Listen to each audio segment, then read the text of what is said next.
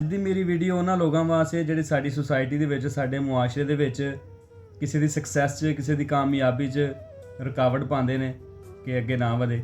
ਤੇ ਲਿਹਾਜ਼ਾ ਯਾਰ ਆਪਣੀ ਸੋਚ ਨੂੰ ਆਪਣੇ ਜ਼ਿਹਨ ਨੂੰ ਜਿਹੜਾ ਨਾ ਬਦਲੋ ਤਾਂ ਕਿ ਕਿਸੇ ਦੀ ਕਾਮਯਾਬੀ ਦੇ ਵੇਖ ਕੇ ਤੁਸੀਂ ਖੁਸ਼ ਹੋਵੋ। ਤੇ ਲਿਹਾਜ਼ਾ ਇਸੇ ਟੌਪਿਕ ਨੂੰ ਮੱਦੇਨਜ਼ਰ ਰੱਖਦਿਆਂ ਹੋਇਆਂ ਮੈਂ ਕੁਝ ਬੋਲਣਾ ਚਾਹਾਂਗਾ ਕਿ ਜਿਹੜਾ ਕਿਸੇ ਦਾ ਫਾਇਦਾ ਕਰਦਾ ਉਹਨੂੰ ਜੀਣ ਨਹੀਂ ਦਿੰਦੇ ਲੋਕੀ। ਜਿਹੜਾ ਕਿਸੇ ਦਾ ਫਾਇਦਾ ਕਰਦਾ ਉਹਨੂੰ ਜੀਣ ਨਹੀਂ ਦਿੰਦੇ ਲੋਕੀ। ਦਰਖਤ ਦੇ ਮਿੱਠੇ ਫਲ ਵੀ ਖਾਂਦੇ, ਧੁੱਪ 'ਚ ਮੰਜੀ ਛਾਵੇਂ ਡਾਂਦੇ, ਫਿਰ ਵੀ ਵੱਢ ਕੇ ਲੈ ਜਾਂਦੇ ਨੇ। ਆਪਣੇ ਮਫਾਦ ਨੇ ਵਹਿੰਦੇ ਲੋਕੀ। ਜਿਹੜਾ ਕਿਸੇ ਦਾ ਫਾਇਦਾ ਕਰਦਾ ਉਹਨੂੰ ਜੀਣ ਨਹੀਂ ਦਿੰਦੇ ਲੋਕੀ। ਮਾਜ਼ੀ ਫੋਲ ਕੇ ਵੇਖ ਲਓ ਸਾਰੇ, ਬੜੇ ਨੇ ਇੱਥੇ ਜ਼ਿੰਦਗੀ ਹਾਰੇ। ਮਾਜ਼ੀ ਫੋਲ ਕੇ ਵੇਖ ਲਓ ਸਾਰੇ, ਬੜੇ ਨੇ ਇੱਥੇ ਜ਼ਿੰਦਗੀ ਹਾਰੇ।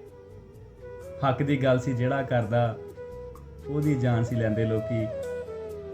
ਜਿਹੜਾ ਕਿਸੇ ਦਾ ਫਾਇਦਾ ਕਰਦਾ ਉਹਨੂੰ ਜੀਣ ਨਹੀਂ ਦਿੰਦੇ ਲੋਕੀ।